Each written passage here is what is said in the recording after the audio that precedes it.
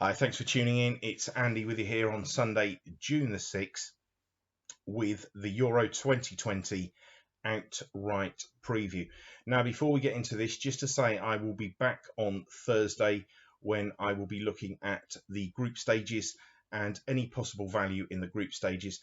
I've done my outright preview a little bit earlier than I usually would because I don't like to actually sort of get involved until all of these friendlies are out the way, and we've got matches going on now as I speak. So for that reason, I'm not going to get involved with the group betting today.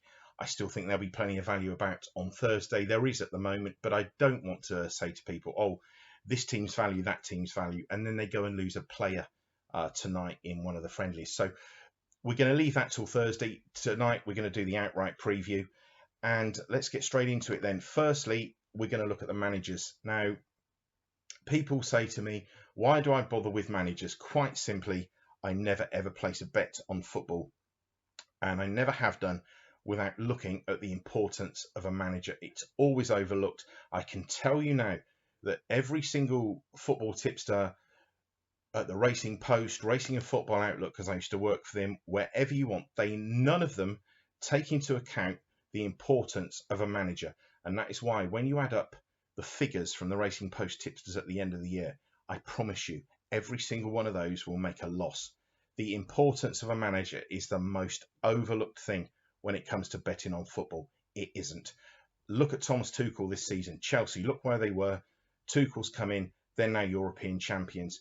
Having an A-level manager makes a huge, huge difference to a team. Like England, I mean, if you look at this list, you'll see Southgate at the bottom.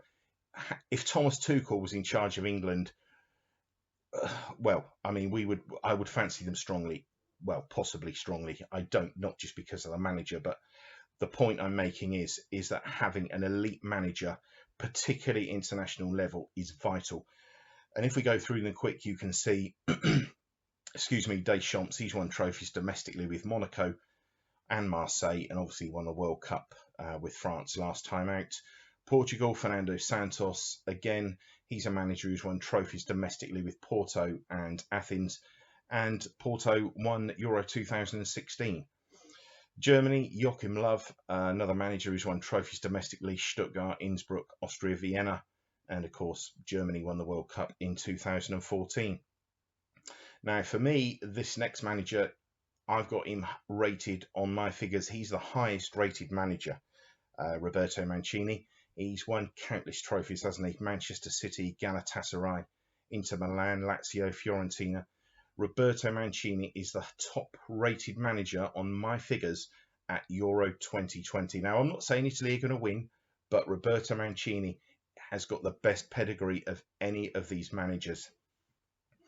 Luis Enrique, he's won trophies domestically with Barcelona, but for me, they are that rating that I've given him, I've diluted it down somewhat because I think at the time Barcelona were by far the best team in Spain. He was unable to produce that form on a European level with Barcelona. So for me, it's slightly lower than the others. And, you know, Roberto Martinez, people will say about him, but he won the FA Cup with Wigan, and that's a fantastic performance. And I think winning the FA Cup with Wigan is probably as good as, if not better, than Luis Enrique winning the league with Barcelona, when Barcelona were absolutely head and shoulders above anybody in La Liga at that time. Frank de Boer, again, he's another one. For me, he's probably the lowest of the B-rated managers. He's won 5 domestic trophies with Ajax, but Ajax, it's not a very hard job.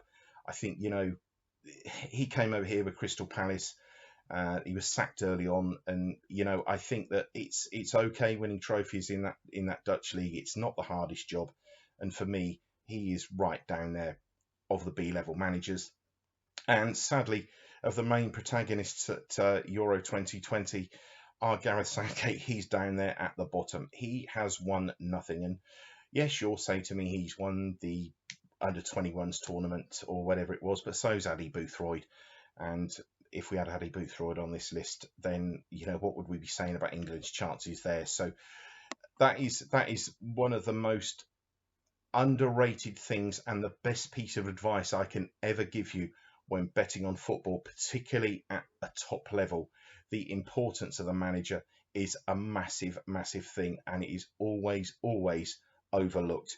It shouldn't be. Even when Greece lifted the Euros back in 2004, the manager, I think he was German, wasn't he? And he'd won trophies domestically. And that is the first place to start when assessing major international tournaments.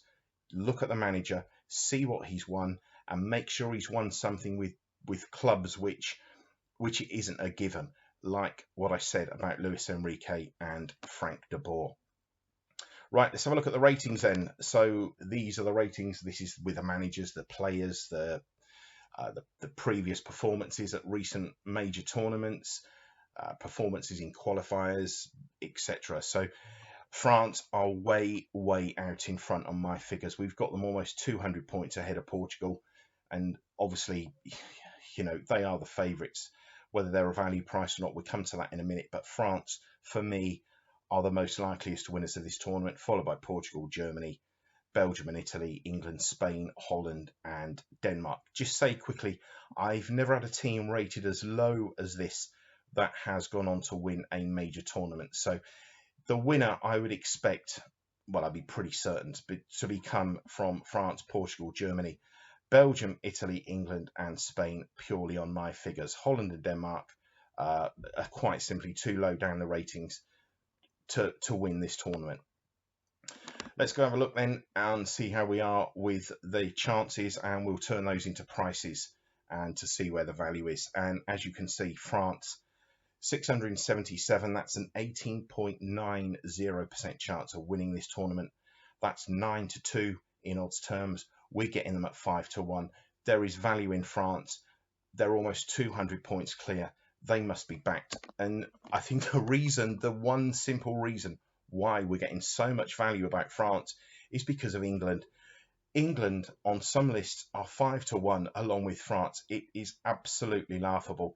France are almost 300 points ahead of England on ratings, yet you find them both at 5-1. It honestly, I promise you guys, England are not going to win this tournament, and 5-1 is an insult of a price. Portugal 489, 13-2. They're available at 9, so there's 2.5 points value in there. Again, it's a team that I'd recommend you back. Germany 12.6%, should be 7s. They're available at 8s. Again, Germany, you've got to back them. Belgium rating of 417. They're 15-2.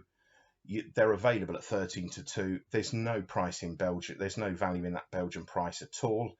Italy, I mean, this is the value. 414 Italy, 5.6% chance.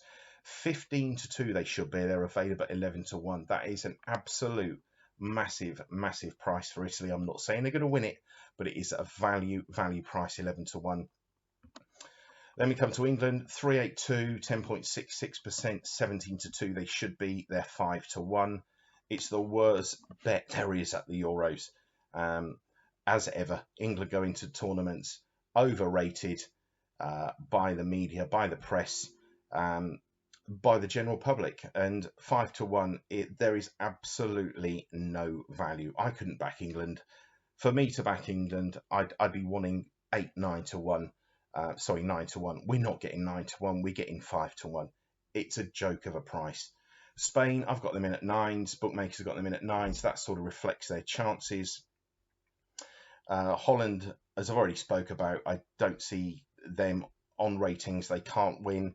They've got a 6.3% chance. 15-1 they should be. 14-1 they are. There's no value in the Dutch. Denmark, very interesting Denmark. Although they're not rated to win this tournament, they can't surely win off a rating of 175.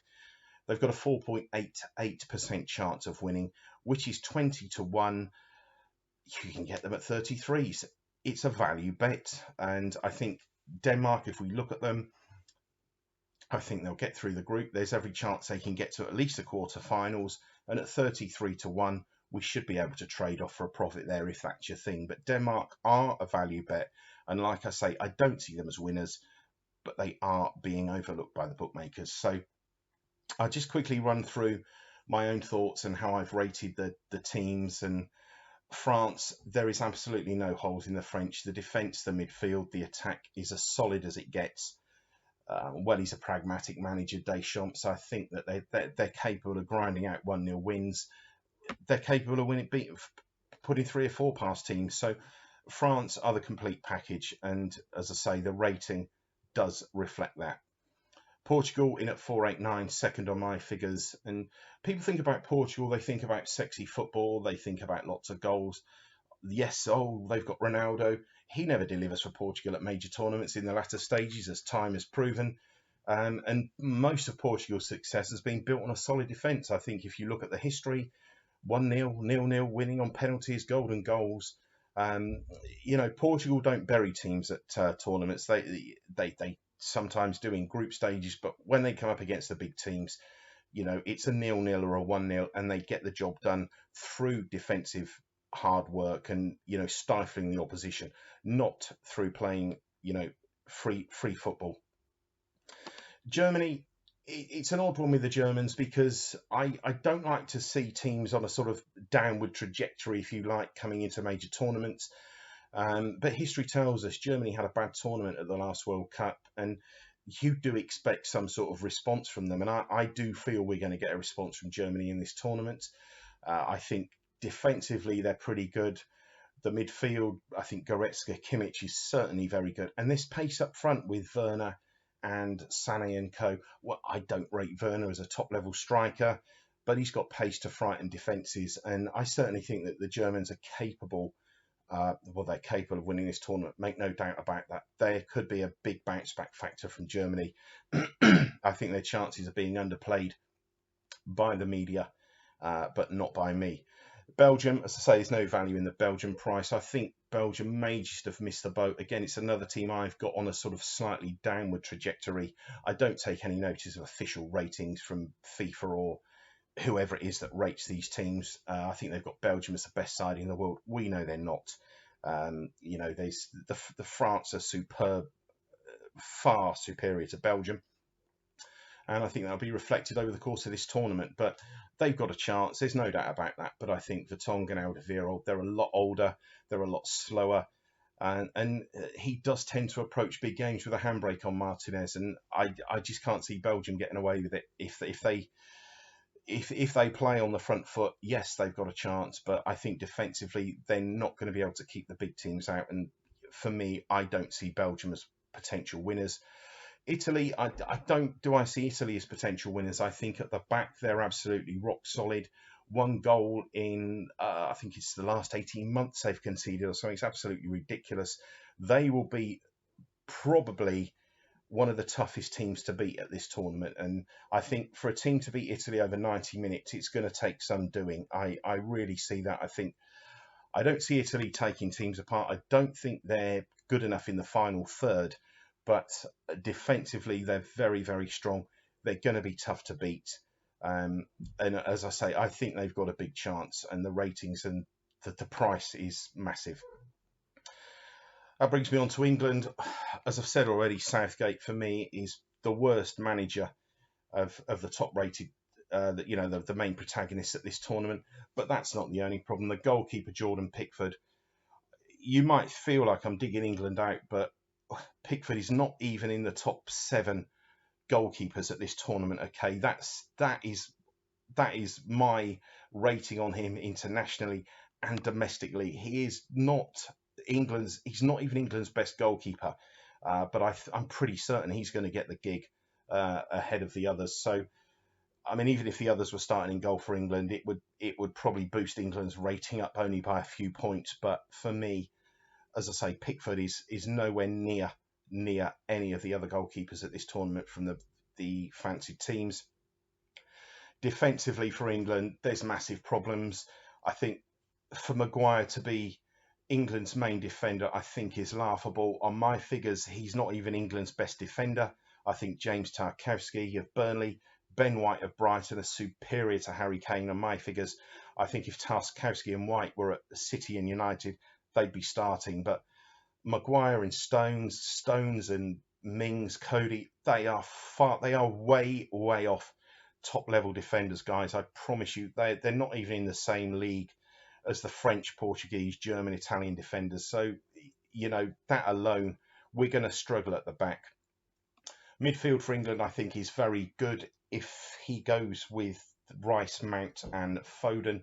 I think Declan Rice, for me, is alongside Harry Kane, is England's most important player. People won't really say a lot about Declan Rice, but he does such a good job.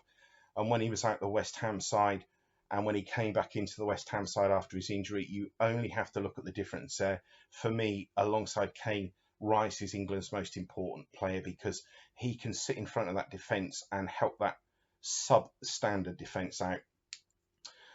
Now, media rave about, excuse me, England's attack. I don't. I think outside of Harry Kane, we don't have the greatest attack out wide. Sterling statistically has fallen off a cliff for me over the last 6 months. Why? I don't know. And then that brings me on to Rashford and Sancho. And regardless of what screaming and cheers you hear for about Rashford and Sancho on Sky, statistically, they are way, way off top level. Okay, Sancho, I've seen him plenty of times. First touch has been awful at times. He reminds me of Aaron Lennon many years ago. He's got the pace, picks up the ball, runs with it, runs into a blind alley. He's not a great crosser of the ball. I think if Manchester United want to buy him for 80 million this season, let them, because I think that's, I don't think he's a great buy at all. But getting back to England, I think Sancho is way, way off any of these top teams. He doesn't get anywhere near any of these top teams. The same is said of Rashford. I think Rashford, people rave about him all the time. I know that he is nowhere near top level. And I think if you look at the goals he scores, he's the biggest teams he scored against on the road this season for Manchester United has been Leicester and West Ham. He never, ever delivers in a main game, Marcus Rashford. And as I say, he might score goals in the group stages for England, but I'm telling you now, when it comes up against France, Portugal, Italy, Germany, he's not going to score goals. And for that reason, that's another reason, again, why I oppose England, because we all rave about this front line. I don't see it, bar Kane. The midfield, I think, for England is top draw. Yes, I think Mount, probably the most improved player in England this season. Foden, Rice, if that's the three he goes with, I'm very happy with that. But defensively, we've got it all on. And as I say, bar Kane, up the top, I think we're going to struggle. Spain, I think Spain, again, they're one of those teams there. It's a sort of in-between time for Spain. I think we've seen the best of them many years ago, and now we're sort of out with the old, in with the new. It's not the time for Spain. I don't even think the next World Cup will be the time for Spain, depending on how they go. 4 years from now, we could be looking at these ratings and seeing Spain sort of up there where Germany and Portugal are. And just bringing me on to Spain quickly, if you look at the 2008 when Spain won the Euros, then the World Cup, then the Euros again. That's what I'm seeing with this France side. I know they didn't win the last Euros, but they got to the final. They won the World Cup. And this France side reminds me of that Spain side. Obviously not as attractive on the eye, but in terms of performances and being able to get the job done. Holland, as I say, I've never had anybody this low down in the ratings win it. I think Van Dijk is their best player. He's not going to be there. De Ligt, I'm unsure about De Ligt. I don't think he's mobile enough to deal with a decent attack. Aerially, physically, yes. I just don't see it with Holland. I could be wrong, but I just don't see Holland as winners. As I say, with their best player missing. Denmark, as I say, they're too low in the ratings to win.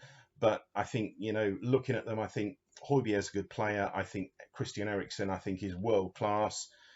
He's capable of scoring goals against anybody on his day. We've seen that, and that's what I mean when I was just talking about Marcus Rashford. You look at Christian Eriksen. A couple of seasons ago for Spurs, he scored away at Manchester City. He scored winning goals away at Chelsea. All the things that the likes of Marcus Rashford and that don't do yet.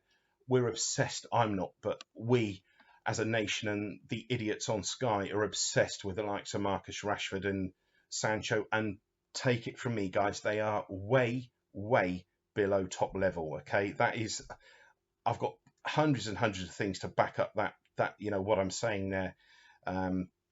So for that reason, I think for me, you know, France are the most likeliest winners of this tournament, and they must be backed.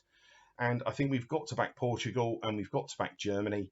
Italy, we've got to back as well, and Denmark. And I've backed all of those teams. I've adjusted my price, my stakes accordingly, and I really do think that the winner will come from one of those. But I do think the winner will come from France, Portugal, or Germany, and that is, you know, based on my ratings, and they're all value. And it's England that's holding up the price. So England are doing one thing for us as bettors, and that is holding up the price and creating value for the proper teams, the teams that I do expect that to contest the Euro 2020. So France, Portugal, Germany, Italy, Denmark, they're the value. Get out there and back them, take those prices, and fingers crossed. And I will be back Thursday, and as I say, we're going to look at the group stages and dig out the value in the group stages of this tournament. So that's it. Thanks for tuning in. Bye for now.